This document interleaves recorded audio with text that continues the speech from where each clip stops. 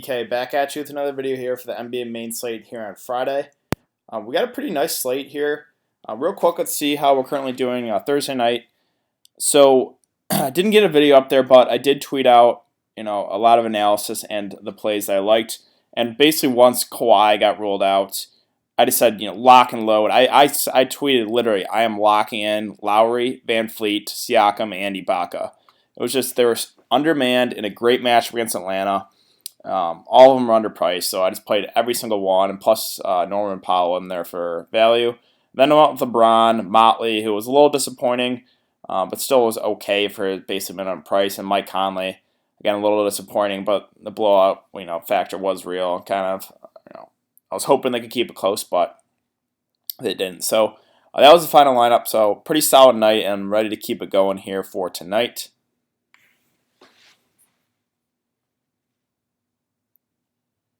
All right, let's see. So, 8 games, and we got some pretty appealing games here. So just off the bat, a lot of the games that I do like for game stack wise, Cleveland, Washington. We got some news. There's some trades on both sides of the ball there. So we're gonna have to kind of wait to see who's active and who's not. But Cleveland, Washington, I really like. Chicago, Brooklyn. It is a little hard to trust Brooklyn's rotation, but this game also should be pretty appealing. Golden State, Phoenix. If Phoenix can keep it close, I think this could be a gold mine of a game, but it's definitely that's a big if. Phoenix obviously not the best team. Then Minnesota, New Orleans. We had the big news that Anthony Davis is going to play out the rest of the season and not going to be limited. So this game is also very appealing. Okay, let's start at the top here with Luka Doncic here at 9.5. He's just been playing unbelievable basketball here of late. The price is up there, but his play he's been paying off that price. So, am I going to play Luka Doncic tonight? Probably not. But if you want to play him, I'm not going to talk you off him. Then we got Drew, price up to 9.2K. Anthony Davis is going to be back, so a little usage hit to Drew, obviously, but he's still going to play most of the game here, and he's going to be the number 2 guy in the offense. So I think Drew is pretty solid. The Golden State guys, so Steph, basically the whole starting 5 is in play. A great match here against Phoenix. It's just, can Phoenix keep this close? That's the big if. If you think if you think Phoenix can keep this game close, then I do really like this game stack, Golden State and Phoenix. I'd probably play Booker if he plays. If Booker misses, then I would go Josh Jackson, Oubre, Ayton, and then run it back for a couple of Warriors. But yeah, it's obviously a big risk because Golden State's I think favored by 13 or 14 when I first glance at the over/under. Ben Simmons here at 8.4K. Not the most appealing matchup, but it's just the price tag here. 8.4K seems a little too cheap for Ben Simmons, so I think he is definitely in play. D'Angelo Russell, it's so hard trusting the Brooklyn rotation.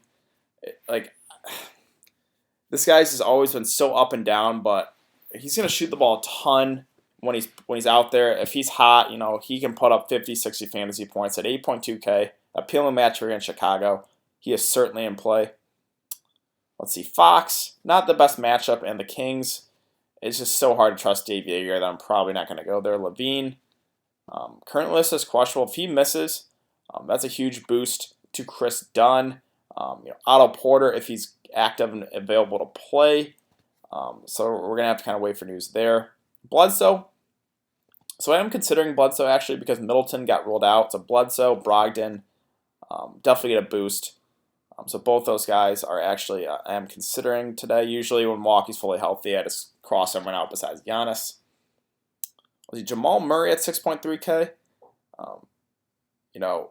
It's just kind of it's the same thing with Ben Simmons here. It's just the price tag, 6.4K for Jamal Murray. In a close game, he's going to play 30 plus minutes, so he is certainly in play here at 6.3. Dennis Smith Jr. Played 40 minutes against Detroit. I didn't realize that. I played 40 minutes. But don't feel too comfortable here. This is Dave Fizdale. We know whenever we get comfortable with a Nick, that's when David Fizdale pulls the rug out from under us and just completely goes in a different direction. So That's the worry. If Dennis Smith Jr. is going to play 40 minutes, obviously you got to love him. But, man, I don't know. It's Dave Yeager. Satoransky here. So, obviously, Otto Porter out of town. Played 38 minutes last game against Milwaukee. This is a really appealing matchup. They have been not closing with Satoransky, but with Otto Porter out of there now, I think they probably will. Really appealing matchup, so I do like Satoransky quite a bit here at 5.7. So Jared Bayless. So this was kind of the, I talked about how he's doing so well, but, we know Jared Bayless typically is not a good fantasy basketball player or real life basketball player, and he didn't do good against Memphis, and tonight he had an off game too. So I'm just staying away from Bayless. D Rose and Teague both questionable, so we're gonna have to kind of wait for news there. Reggie Jackson. I understand he's been playing really well, and this is a great matchup. So I'm not going to talk you off him if you want to go there. I'm probably not, but I get it. If you want to do Reggie Jackson, I'm not going to talk you off him. I completely get it. Winslow, Miami guys, it is a great matchup against Sacramento, but it's just the rotation is so inconsistent that I don't know if I could do it. Winslow's been up and down. 5.5K is a pretty cheap price, so I think he is playable for sure. Clarkson here at 5.2. Probably gets a little bit of minutes boost with Alec Burks out of there. Should play right around 30 minutes in a really appealing matchup. So I like Jordan Clarkson. I think he goes kind of low owned, 5.2K. That's too cheap for him. SHABAZZ at 4.7. I don't really understand the pricing with them. I've been playing him a lot recently, and now the price has dropped. I understand Joe Harris is back, Crabbe's back, but that really doesn't affect SHABAZZ minutes. He's playing kind of the Spencer Dinwiddie role, so he's going to play his 25 minutes no matter what. So SHABAZZ is way too cheap here at 4.7. Let's see, Tyler Johnson. So they said he's going to pick up the start. I really don't know how many minutes he's going to play. If Devin Booker's out, that's obviously a big boost to Tyler Johnson. But it is his first game with the Suns. It's a risky play. I would definitely consider him a lot more if Devin Booker gets ruled out. Other cheap ones, I don't really see anything down here, so let's move on to shooting guard. Let's see, Beal here at 8.8. And this is a pretty appealing game. I like this as a game stack. Should be very little defense played. The price is up on Beal, but he's going to play close to 40 minutes. He's going to shoot the ball a ton. So I do like Beal here at 8.8. Let's see, the Sacramento, Buddy Hield, I get it. It's just not the most appealing matchup. It's just really hard to trust Dave Yeager. Klay Thompson, 6.3. Again, a couple of these Warriors, if this game stays close, they're going to have a huge game. All the Warriors are underpriced. So if you want to try, make a lineup with this game stack, I think that is a great idea. You just got to hope Phoenix can keep it close. Oubre, Josh Jackson, definitely would be all about him if Devin Booker misses. If Devin Booker plays, I still think both those guys are definitely viable in kind of like a game stack format. Brogdon obviously gets a little boost with Middleton out of there, so I think he is in play. The value Pelicans guys, I'm probably not going to go there with Anthony Davis now back. I'd assume he's going to play his normal amount of minutes, Anthony Davis, so that's a huge hit to all the value guys for the Pelicans.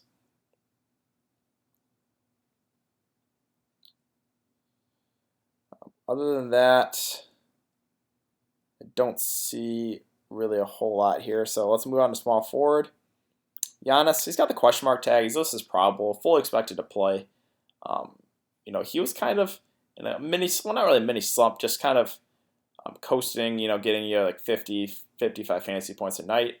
Last couple games now, 67 to 62 fantasy points. Definitely an appealing match here against Dallas. So, you definitely got to consider him as a spend up. Durant, same thing with all the Warriors. Like I said, if you think Phoenix can keep it close, I think this game stack would be very, very appealing. Tobias, so obviously we know he got traded. I don't know. I'd assume he's going to be active. With Phil, like, I don't know. I might take a wait and see approach here with all the Philly guys. Like, I know I said Ben Simmons underpriced, but you know they got Ben Simmons, they got Jimmy Butler, they got Tobias, they got Embiid. There's a lot of mouths to feed. The matchup not the best against Denver. I might just stay away from Philly and kind of do a wait and see approach. Wiggins, you never feel great about playing Andrew Wiggins. The matchup here though is pretty good. If Teague and Rose are out again, then I guess I would consider him. Otto, like I said, I don't know if all these guys that traded are going to be active. If he's active and starting and gonna play, I think he is definitely in play here at 5.8K. But again, we're gonna have to kind of wait for a lot of news with these guys that got traded to see if they're going to be active for Friday. Same thing with Harrison Barnes. He obviously got traded. Like there's a lot of news we're waiting for. Jabari, Bobby Portis. I guess I'll run down real quick here with Washington. So if Jabari and Bobby Portis are active, I like Bobby Portis quite a bit at 5.3K. If both those guys are not active, then you can load up on a lot of Washington, like Thomas Bryant, Jeff Green, Ariza, Satoransky, Beal. I would like all of those guys. So we're going to have to kind of, again, wait for news there. As far as the Dallas situation, let me go to Dallas really quick. I obviously know Harrison Barnes. So Luka Doncic going to be the main guy in the offense. You got Hardaway, who they played 26 minutes, but I assume he gets a minutes boost. All like any of these fringe Dallas guys would be in play, but we know Rick Carlisle kind of does like running a deep bench, so I would probably wait for a starting lineup. I'm not too certain on what Dallas is going to do here with no Harrison Barnes. Who else? Cleveland, obviously. No Alec Burks now, but Kevin Loveless is questionable, so that would obviously be big. If he's back, that would be a big downgrade to Zizic, Larry Nance. But a couple of these guards, I think Clarkson would be my favorite. Guard there. Let's see, Detroit. I know they lost Stanley and Reggie Bullock, so a slight boost to Reggie. Probably Luke Kennard. Again, I'm gonna kind of wait for a starting lineup for Detroit to see what they run out there. Philly, obviously we know Tobias is in there, so I'm probably gonna take a wait and see approach. Chicago, it's Otto Porter, so we're gonna have to kind of wait for news there. If he misses and Levine misses, then it'll be Chris Dunn, Lauri Markkanen will be great plays. I like Lauri Markkanen a lot, no matter what here. Robin Lopez, I believe they released him, or they're expected to be bought out, so he's going to be out of there. So Chicago kind of running thin on bigs here. It would really be Lauri Markkanen and Cristiano Felicio, right? I'm just looking here. Yeah, and then probably Otto Porter, if he plays, would play like an undersized 4. So Lauri Markkanen, the more I think about it, is a great play. The Chicago is really thin in bigs, and Felicio would honestly have to play some big minutes. So the more I think about it, Markkanen and Felicio, great Felicio here at min price, played 19 minutes, got you 12 fantasy points. I'd assume he plays 20 to 25 minutes. So that's pretty big. So I do like those guys quite a bit. Let's see, there's no trades. Or Milwaukee, they got Mirotic actually. I don't know if he's going to be active. So again, that's kind of big news we'll wait for. Let's see, Golden State, there's no trades. Phoenix, they got Tyler Johnson. That was the big trade, or kind of their move. So if Devin Booker's out, again, I would like Tyler Johnson. Minnesota did not do anything. The Pelicans obviously traded away Mirotic, but nothing too big there. And Sacramento, they got Harrison Barnes, a big acquisition. So there is a lot of news, active guys we're going to have to wait for to see if these guys are available to play. Let's get back to small forward though. Again, Oubre, Josh Jackson.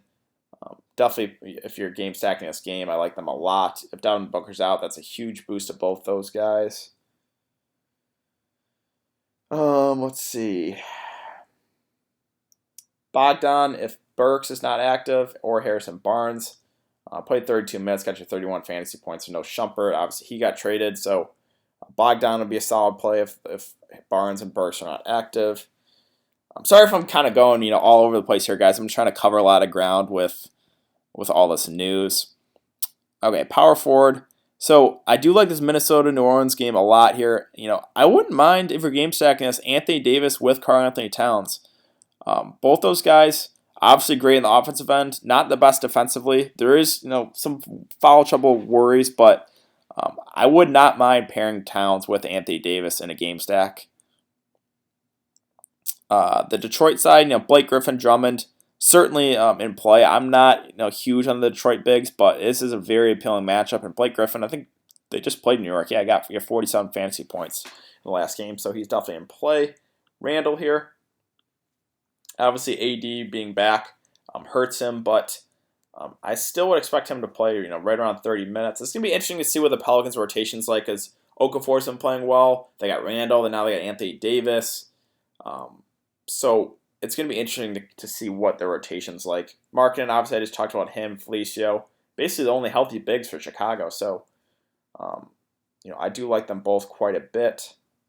Draymond, same thing with all the starters. Just definitely is viable. 6.1K too seems too cheap for him. Obviously, a couple blowouts here, but I think Draymond is a very solid play. Larry Nance, if Kevin Love misses, I like him quite a bit. It's a great matchup against Washington. Perfect game environment for him if Kevin Love misses. So that's kind of contingent on if Kevin Love misses. Plumlee we could give a look to if Paul Millsap. Where is Paul Millsap? Any news on him?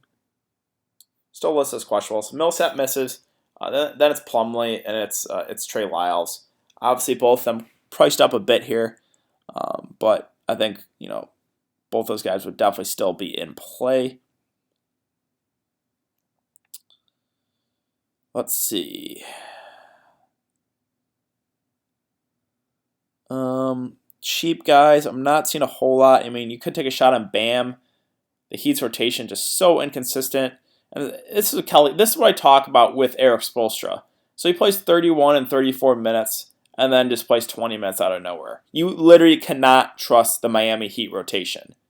It's Spoelstra, it's David Fizdale, and it's David Yeager. And unfortunately for us, all three of those coaches are on the slate. So it's really hard to trust any players on those teams because the rotations are just so wacky and inconsistent. You never know what any of those three coaches are going to do. So that's why most of the time I just try and stay away from players on those teams. Holmes, a high usage guy off the bench, is going to play 15 to 20 minutes. If the game blows out, he'll see a little extra run. So I think he is definitely in play. Okay, let's move on to center. And again, like I said, Anthony Davis, Towns, if you're game stacking, I like those guys quite a bit. If Anthony Davis is going to play his normal minutes, I'd assume he is. Like he's going to remain in the starting lineup, and they said they're not going to limit him. So, I like Anthony Davis and Towns in a game stack a decent amount here. Jokic and Embiid, you definitely could pair those two together too. I understand it, but I would rather go with the Anthony Davis, Karl-Anthony Towns route. I already talked about the Detroit bigs. I'm never huge on playing them, but both of them seem a little underpriced here at 8.9 and 8.6. Kevin Love.